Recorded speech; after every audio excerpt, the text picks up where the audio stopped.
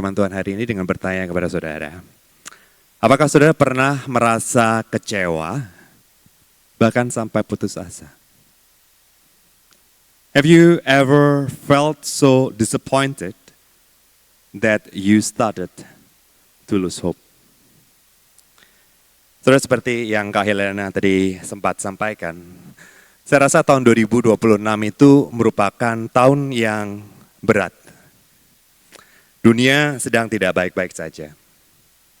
Dari awal tahun kita mendengar ada kabar perang, ketidakstabilan politik di mana-mana, biaya hidup yang melambung tinggi, rupiah yang terus jatuh. Dan saya kira kita semua mengalami dampaknya, kecuali kalau saudara tinggal di desa, katanya masalah dolar nggak ada efeknya di sana. Saudara, beberapa waktu yang lalu saya mendengar ada seorang teman gitu ya, dia di awal tahun punya rencana yang sangat indah, dia kepengen menyelesaikan studinya di luar negeri, lalu kembali ke Indonesia, setelah itu memulai bisnis dengan bantuan orang tua ya. Kira-kira itu menjadi perintis lewat jalur pewaris, kira-kira gitulah ya. Tapi baru-baru ini saya dengar gitu ya bahwa bisnis keluarganya itu sedang mengalami kesulitan yang hebat dan terpaksa dia harus pulang. Dia harus membuang impiannya karena semua rencananya gagal. Dan mungkin saudara saat ini merasakan hal yang serupa. Harapan yang saudara bangun di awal tahun, harapan yang saudara impi-impikan di awal tahun, hancur berantakan. Dan saat ini saudara merasa kecewa, bahkan putus asa. Itulah sebabnya saya suka dengan kisah yang sebentar lagi akan saya bacakan. Kisah di mana orang-orang gitu yang kehilangan pengharapannya, menemukan kembali pengharapannya di dalam Tuhan. Saya ajak saudara untuk berdiri sambil saya akan bacakan Lukas 24 ayat 13 sampai 35. Ya, Lukas 24 ayat 13 sampai 35. Saya mengajak kalau saudara memiliki Alkitab, baik itu hard copy atau soft copy, saudara buka sehingga kita bisa lebih mengenal firman Tuhan ini. Lukas 24 ayat 13 sampai 35. Saya akan bacakan bagi saudara. Pada hari itu juga, dua orang dari murid-murid Yesus pergi ke sebuah kampung bernama Emmaus, yang letaknya kira-kira 11 km dari Yerusalem. Dan mereka bercakap-cakap tentang segala sesuatu yang telah terjadi. Ketika mereka sedang bercakap-cakap dan bertukar pikiran, Yesus sendiri mendekati mereka lalu berjalan bersama mereka.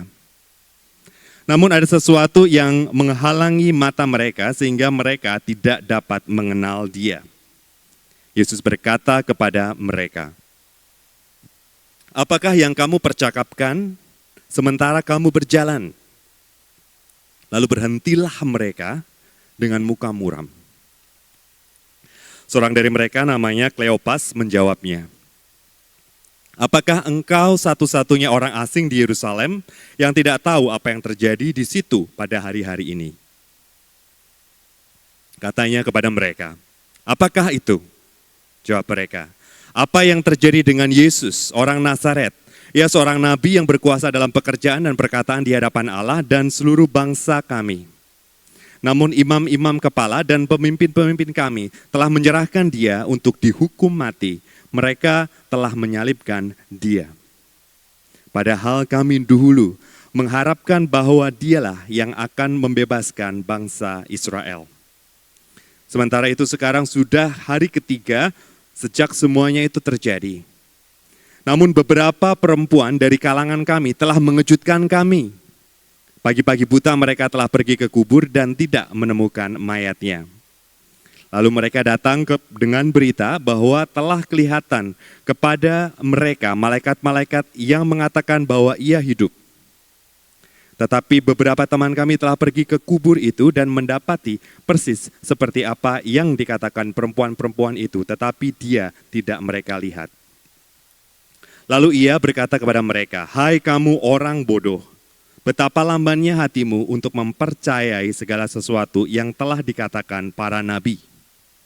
Bukankah Mesias harus menderita semuanya itu untuk masuk ke dalam kemuliaannya? Lalu ia menjelaskan kepada mereka tentang apa yang tertulis tentang dia dalam seluruh kitab suci, mulai dari kitab-kitab Musa dan segala kitab nabi-nabi. Mereka mendekati kampung yang mereka tuju, lalu ia berbuat seolah-olah hendak meneruskan perjalanannya. Namun mereka sangat mendesaknya, katanya, tinggallah bersama kami, sebab hari telah menjelang malam dan matahari hampir terbenam. Lalu masuklah ia untuk tinggal bersama mereka. Waktu ia duduk makan dengan mereka, ia mengambil roti, mengucap syukur, lalu memecah-mecahkannya dan memberikannya kepada mereka. Ketika itu terbukalah mata mereka dan mereka pun mengenal dia. Tetapi ia lenyap dari tengah-tengah mereka. Kata mereka seorang kepada yang lain, bukankah hati kita berkobar-kobar ketika ia berbicara dengan kita di tengah jalan dan ketika ia menerangkan kitab suci kepada kita. Lalu bangkitlah mereka dan terus kembali ke Yerusalem. Di situ mereka mendapati ke-11 rasul itu dan orang-orang yang ada bersama mereka sedang berkumpul. Kata mereka itu, sesungguhnya Tuhan telah bangkit dan telah menampakkan diri kepada Simon. Lalu kedua orang itu pun menceritakan apa yang terjadi di tengah jalan, bagaimana mereka mengenali dia pada waktu ia memecah-mecahkan roti. Demikianlah pembacaan firman Tuhan. Berbahagialah orang yang bukan hanya sekedar mendengarkan, tetapi juga merenungkan dan melakukannya. Saudara silakan duduk.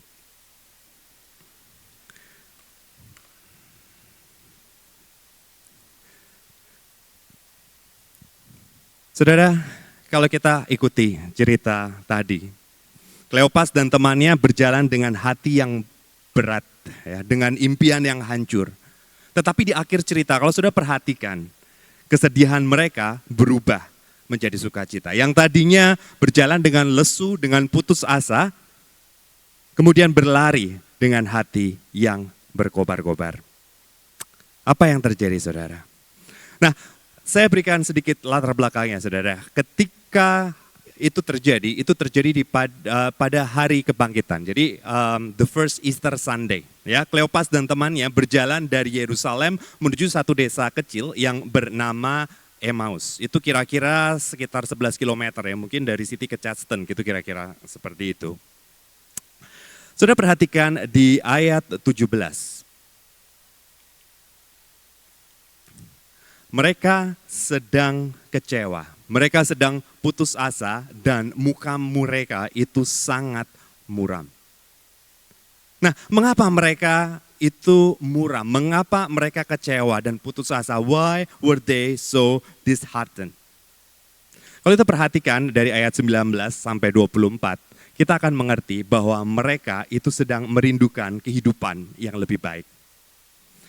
Saudara, kalau saudara tahu ya ke kisah Injil pada waktu itu, saat itu bangsa Israel itu sedang dikuasai oleh bangsa Roma. Kehidupannya itu benar-benar berat, life is so tough. Mereka hidup di dalam kemiskinan, mereka kehilangan harga diri mereka. Dulu tuh mereka bangsa yang besar, sekarang istilahnya itu ya diperbudak, dikangkangin oleh bangsa-bangsa lain. Dan mereka itu punya kerinduan untuk bebas. Dan dari kebebasan itu mereka bisa memiliki hidup yang lebih baik. Dan ketika itu mereka melihat Yesus. Yesus berkhotbah dengan penuh otoritas. Yesus menyembuhkan orang-orang sakit. Yesus mengusir setan. Dan Yesus memberi makan ribuan orang dengan sedikit roti dan ikan. Everything about him scream Messiah. Dan mereka berpikir, yes, akhirnya Mesias itu, sang pembebas itu telah datang. Dan mereka berharap Yesus membebaskan Israel. Sudah bisa lihat di ayat 21. Mereka berharap Yesus menjadi raja seperti Daud dan Salomo.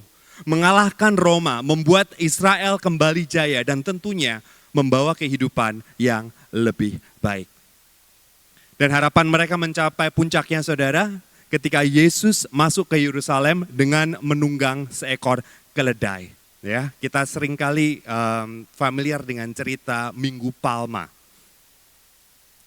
Kalau kita tahu prosesi zaman dulu, ini prosesinya itu sangat mirip upacara pentabisan seorang raja.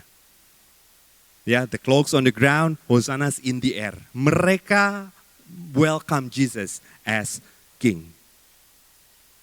Dan pada saat itu juga saudara, mereka itu berharap Yesus mengambil pedang dan memimpin revolusi. Kalau saudara perhatikan ya, pernah baca Alkitab ya, ketika Yesus berada di taman Getsemani. Apa yang terjadi di situ? Petrus memotong telinga hamba imam besar, betul? Kok bisa dia bawa pedang? Dia kan nelayan kan, bukan tukang jagal kan? Dia bawa pedang karena dia siap perang. Dan itulah narasi kehidupan mereka. Mereka merindukan kehidupan yang lebih baik. Dan mereka berharap Yesus akan mewujudkan kisah mereka. Mereka merindukan kehidupan yang lebih baik dan berharap Yesus akan mewujudkan kisah mereka. Mari kita berhenti sejenak dan merenung. What's your story? What's your story? Apa yang menjadi kisah kehidupan saudara? Mungkin saudara saat ini atau selama ini diremehkan oleh orang-orang di sekitar saudara, teman, bahkan keluarga gitu. Saudara ingin diterima, saudara ingin dikasihi, saudara ingin dihargai gitu ya oleh orang-orang. Dan saudara berharap Yesus akan kasih saudara pasangan yang bisa menerima saudara tanpa syarat dan mengelukan saudara.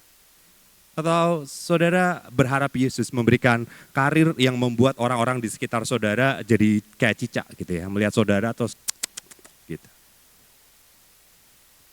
Or perhaps your story looks more like the classic immigrant story. Saudara muak gitu ya dengan Indonesia beserta carut-marutnya gitu. Dan saudara ingin membangun kehidupan yang lebih baik bagi keluarga saudara. Saudara ingin Yesus memberikan PR yang saat ini sepertinya almost impossible. Sekaligus memberkati karir saudara dan kesempatan di tempat yang baru. We have a story and we want Jesus to complete our story. Seperti Kleopas dan temannya ingin Yesus menjadi raja.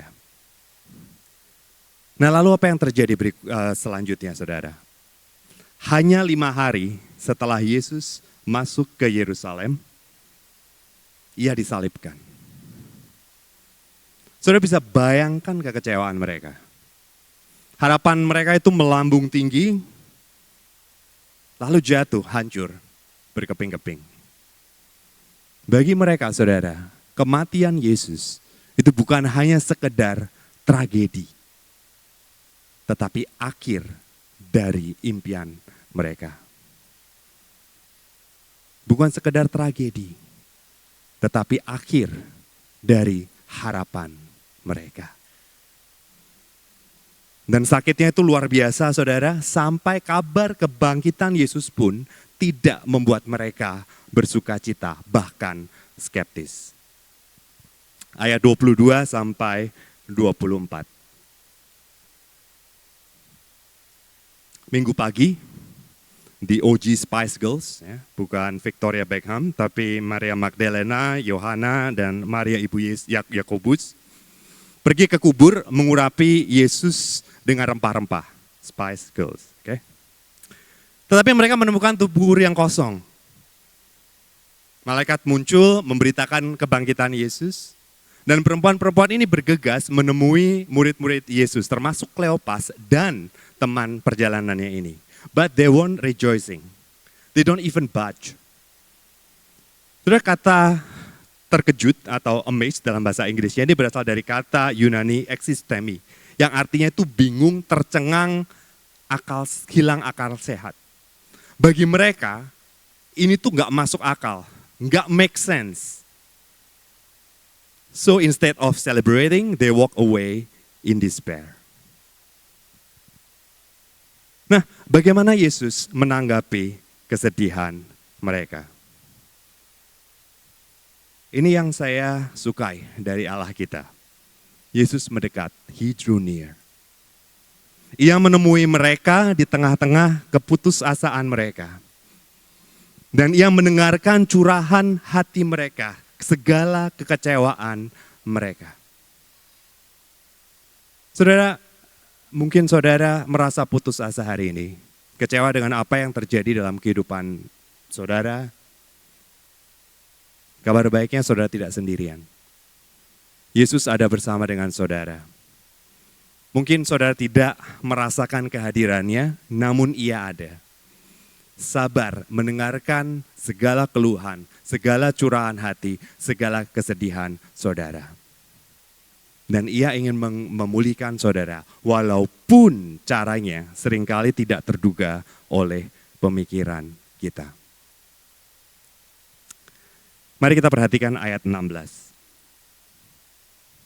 Allah dengan sengaja menyembunyikan Yesus dari pandangan mereka.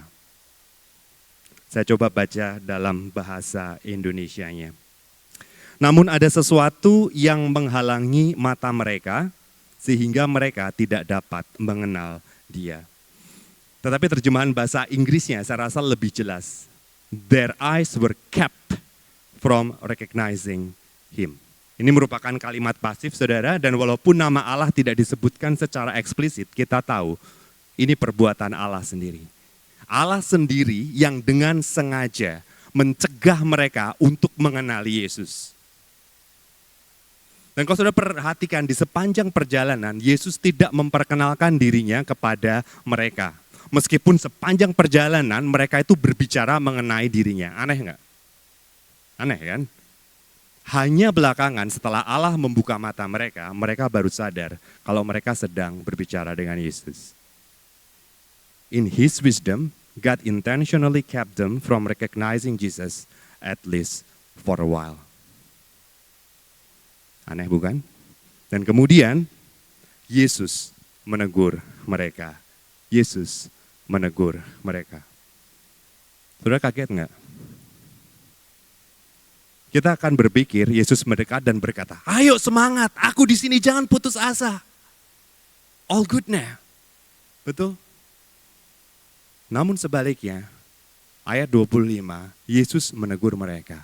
Hai kamu orang bodoh, betapa lambannya kamu mempercayai segala sesuatu yang telah dikatakan para nabi.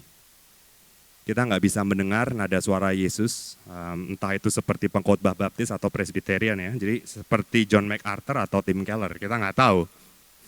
For sure, Jesus not calling them stupid. Yesus tuh nggak ngomong mereka itu tolol gitu ya istilahnya ya.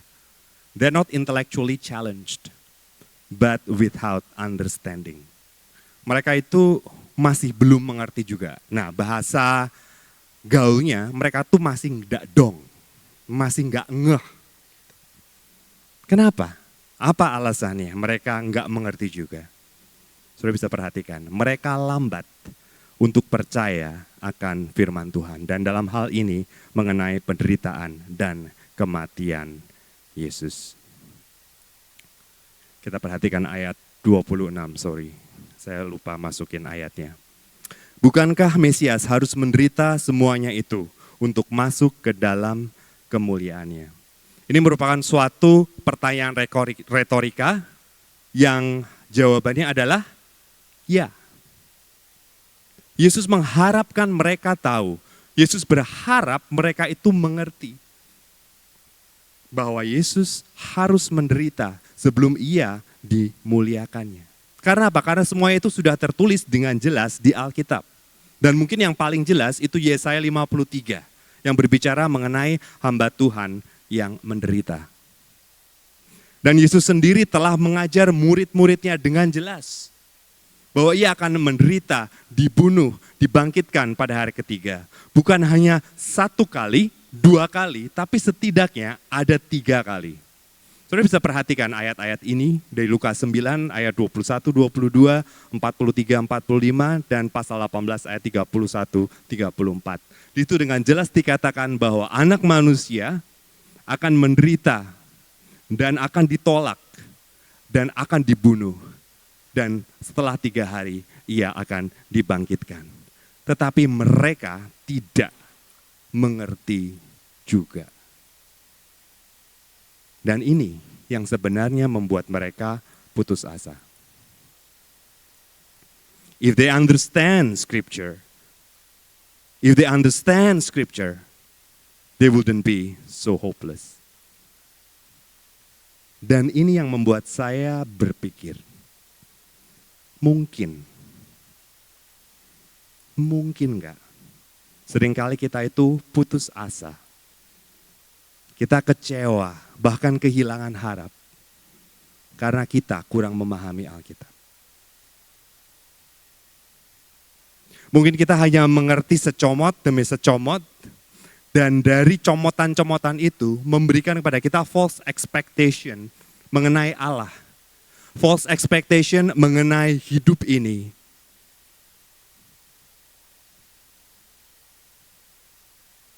Sama seperti mereka. Kita pun seringkali lamban untuk mengerti kebenaran firman Tuhan. Allah menyembunyikan identitas Yesus dari mereka. Yesus menegur ketidakpercayaan mereka akan firman Tuhan. Dan kemudian sambil jalan, Yesus mengajak mereka PA, pendalaman Alkitab. Yesus menunjukkan kepada mereka bagaimana seluruh perjanjian lama dari Kejadian sampai Maleaki itu menunjuk kepadanya. Ayat 27. Lalu ia menjelaskan kepada mereka apa yang tertulis tentang dia dalam seluruh kitab suci. Mulai dari kitab-kitab Musa dan segala kitab nabi-nabi. Saudara, kita nggak dapat transkripnya. Kalaupun ada, rasanya saya tidak akan membacanya bagi saudara. Karena sama seperti saudara, saya juga sudah lapar. Tetapi kira-kira isinya seperti ini. Sejak semula, Allah menciptakan manusia untuk hidup dekat dengan Dia, berkuasa atas seluruh ciptaannya. Tetapi dosa merusak segalanya, hubungan kita dengan Allah, hubungan kita dengan diri kita sendiri, hubungan kita dengan orang lain, bahkan dengan seluruh ciptaan. Tetapi Allah tidak meninggalkan kita. Ia ingin menembus manusia dari kuasa dosa, kembali menjadi gambarannya yang sempurna di dunia ini. Ia membuat janji, ia menyediakan korban, dan semuanya itu menunjuk, mengantisipasi akan datangnya Mesias. Dan Yesuslah yang menggenapi semuanya itu. Lewat kematian dan kebangkitannya, ia mengalahkan maut dan dosa. Dan melalui Yesus, Allah memulihkan segala sesuatu yang telah dirusak oleh dosa. Kisah penebusan Allah yang digenapi dalam Yesus Kristus. Saudara berpikir nggak? Kenapa Yesus menjelaskan kepada mereka seluruh Alkitab dari Kejadian sampai Maleaki, dari kitab-kitab Musa sampai semua kitab para nabi. Yesus ingin menunjukkan kepada kita bahwa kisahnya itu jauh lebih agung, jauh lebih indah, jauh lebih mulia daripada cerita kita. Saudara, Kleopas dan temannya itu memimpikan Israel dibebaskan dari Roma. Di sini dan sekarang. Right here, right now. Apakah salah? Saya rasa tidak. Tetapi Allah memiliki tujuan yang lebih besar, yang lebih indah, yang lebih mulia. Ia ingin menebus seluruh dunia ini, bukan hanya Israel, dari perbudakan dosa dan maut. Sekarang dan selamanya. Dan Allah menggenapinya melalui kematian Yesus Kristus. Karena itu kematian Tuhan Yesus Kristus itu bukan merupakan suatu kecelakaan. Kematiannya seperti yang kisah para rasul 2 ayat 23 katakan, tepat terjadi seperti maksud dan rencana Allah. By his death, God reconcile all things, whether in heaven and on earth, to himself. Dan ini yang Rasul Paulus katakan. Kolose 1 ayat 19 sampai 20. Karena seluruh kepenuhan Allah berkenan tinggal di dalam Dia, ya, di dalam Yesus, dan melalui Dialah, melalui Yesuslah Allah memperdamaikan segala sesuatu dengan dirinya, baik yang ada di bumi maupun di surga, sesudah Ia mengadakan pendamaian dengan darah salib Kristus. Oleh darah Yesus, saudara, orang berdosa seperti saudara dan saya yang pantas menerima penghukuman kekal karena dosa dan pemberontakan kita, kita memiliki kesempatan untuk diperdamaikan dengan Allah.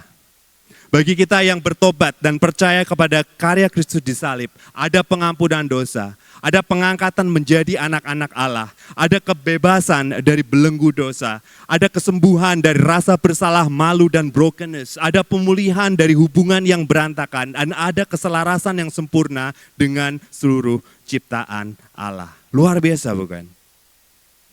Kalau kita pikirkan saudara, let's put things into perspective. Harapan kita, apapun itu, tidak ada bandingannya dengan ini, bukan? Baik dari segi kuantitas maupun kualitas. Amin. Saudara boleh kok berkata amin, walaupun saudara dari gereja Presbyterian. Coba saudara pikirkan, harapan kita saudara, apapun itu hanya bersifat sementara. Here and now. Tetapi pengharapan yang Allah berikan itu bersifat kekal. Now and forever. Sekarang sampai selama-lamanya. Betul, sekarang kita hanya bisa mencicipinya. Belum bisa merasakan sepenuhnya. Tetapi nanti kita akan menikmati secara penuh, secara komplit ketika Yesus datang kembali dalam kemuliaannya. Nah, saudara coba pikirkan apa yang lebih indah dari hidup kelimpahan di dalam Kristus. Saudara ingat, pengampunan dosa, pengangkatan sebagai anak-anak Allah, bebas dari belenggu kuasa dosa, bebas dari rasa bersalah, rasa malu, brokenness, saya nggak tahu bahasa Indonesianya apa. Pemulihan hubungan satu sama yang lain dan seluruh ciptaan. Apa yang lebih indah dari itu? Let's reflect for a moment. Are we convinced that his story is far better than ours? Apakah kita yakin? Apakah kita, apakah kita convinced bahwa cerita Allah, kisah Allah itu jauh lebih baik dari cerita kita sendiri? Saudara, seperti Kleopas dan temannya, saya rasa kita sering dibutakan oleh cerita kita sendiri. Kita mengejar harapan yang sementara. Tetapi Allah ingin mengubah perspektif kita. Jesus wants to redefine our hope. Saudara perhatikan, saya pakai kata redefine, bukan restore. Karena apa saudara? Karena Yesus seringkali tidak ingin menghidupkan kembali harapan kita yang sudah hancur. Tetapi ingin mengubah, mendefinisi ulang pengharapan kita. He's calling us to stop placing our hope in our own story and start anchoring it in His story. Saya rasa ini alasan kenapa Allah awalnya menyembunyikan identitas Yesus. Saudara bisa bayangkan nggak? Seandainya Yesus memperkenalkan dirinya sejak awal, apa yang akan mereka lakukan? Mereka akan bersorak kegirangan, bukan? Harapan mereka yang lama akan hidup kembali, bukan? Mereka akan berkata, ayo Yesus jangan tunggu lagi, gulingkan Roma sekarang. Dan ketika itu terjadi, mereka nggak akan mendengarkan Yesus ngomong apa. Mereka akan terus ngotot dengan pengharapan mereka, dengan cerita mereka. Karena itu Allah membiarkan mereka sedih sedikit lebih lama, supaya mereka itu bisa belajar dan mengerti kebenaran yang sejati. Karena saya rasa saudara sama kayak saya. Seringkali itu kita harus jatuh dulu sampai titik terendah. Baru hati kita melunak. Baru kita mau mendengarkan apa yang Allah katakan. Dan ketika itu terjadi, itulah waktu di mana pengharapan kita didefinisi ulang. That's when our hope is redefined. And we find our hope in His story. Karena itu saudara, begitu mereka mengerti, Allah membuka mata mereka. Ayat 31. Ketika itu terbukalah mata mereka dan mereka pun mengenal Dia. Apa yang terjadi saudara? Berikutnya, ayat 32. Mereka berkata satu kepada yang lain, bukankah hati kita berkobar-kobar ketika Ia berbicara dengan kita di tengah jalan dan ketika Ia menerangkan kitab suci kepada kita? Saudara, hati mereka menyala-nyala. Hati mereka berkobar-kobar. Keadaan mereka masih sama. Roma masih berkuasa. Hidup mereka masih sulit. Tetapi semangat mereka berkobar-kobar. Karena apa saudara? Bukan karena harapan lama mereka hidup kembali. Tapi karena mereka mendengar kisah Allah yang luar biasa. They're captivated by God's beautiful story.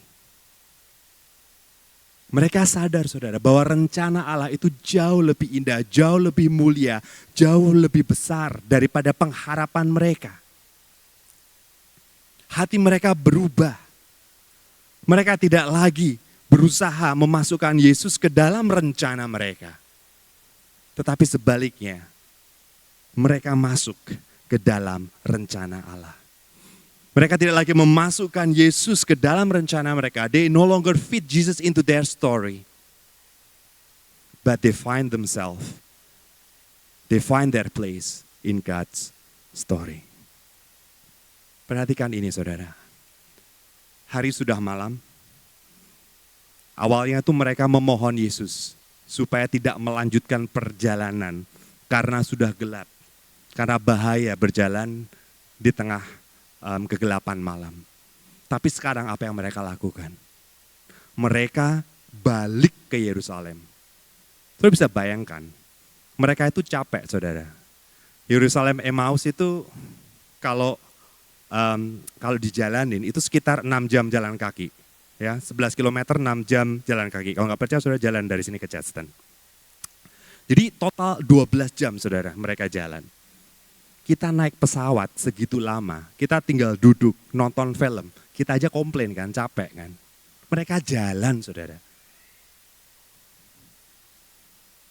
Tapi mereka melakukan itu dengan sukacita. Hati mereka berkobar-kobar. Untuk apa saudara? Untuk memberitakan kabar kebangkitan Yesus kepada murid-murid yang lain. Saudara bisa perhatikan, their passion has shifted. From pursuing a better life through Christ to bearing witness to the risen Christ. Passion mereka berubah. Mereka tidak lagi mengejar hidup yang lebih baik melalui Yesus. Memasukkan Yesus ke dalam rencana mereka. Tetapi mereka menjadi saksi bagi kebangkitan Kristus. Supaya orang banyak boleh percaya. Mereka mengambil bagian mereka di dalam kisah penebusan Allah. Saudara, saya tidak tahu apa yang menjadi situasi saudara saat ini. Mungkin harapan saudara sedang hancur. And you're struggling to look forward to the future. Tapi ketahuilah saudara bahwa Allah, Yesus mengasihi saudara. Ia selalu bersama-sama dengan saudara. Ia tidak pernah meninggalkan saudara sedikit pun. Dan dia adalah imam besar yang agung yang bisa memahami pergumulan saudara. Dia bisa bersimpati dengan kita. Dan ia menghibur, menguatkan, dan memulihkan saudara. Even saat ini juga as we speak. Tapi seringkali ia juga menegur kita. Saya rasa wajar saudara, kalau kita merasa sedih karena harapan kita hancur. Tapi ini juga saya rasa merupakan saat bagi kita untuk merenung. Di mana kita menaruh pengharapan kita. Apa kita menaruhnya di dalam Kristus? Apa di dalam Dia memenuhi agenda kita? Is it in Jesus or in Him fulfilling our story? Dan kisah mana yang kita hidupi saat ini? Apakah kita hidup dalam kisah kita sendiri? Apa kita masuk dalam kisah penebusan Allah? Saudara, saya tidak bermaksud menganggap enteng pergumulan saudara. Dan pastinya Yesus tidak mengabaikan kekecewaan saudara. He doesn't brush off your disappointment. Tetapi ini saudara, kalau kita bersikeras untuk terus mengejar cerita kita, ketika kita terus bersikeras hidup di dalam kisah kita, dan ketika kita terus menganggap Dia sebagai eksekutor dari rencana dan agenda kita, cepat atau lambat, kalau itu belum terjadi, kita pasti akan kecewa, bahkan putus asa. Disappointed, even disillusioned. Why? Because the real Jesus isn't a genie in the bottle. Kita gosok lalu cerita kita berakhir bahagia. Our wish is not His command. He's a sovereign Lord. He's the sovereign Lord. He has a mind on His own, so to speak.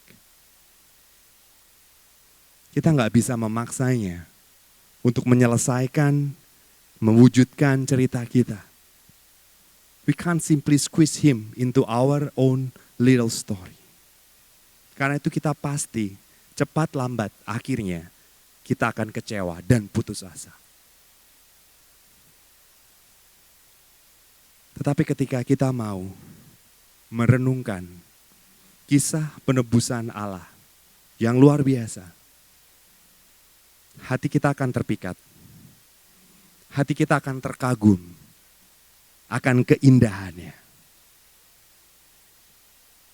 Dan hati kita akan berkobar-kobar, saudara. Pernah saudara merasakan itu ketika saudara membaca firman Tuhan?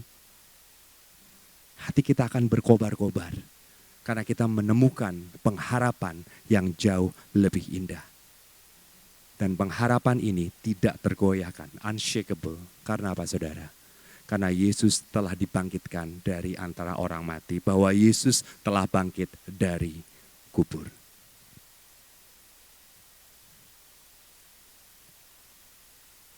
When the old hopes we build from our story begin to die, a new hope starts to rise.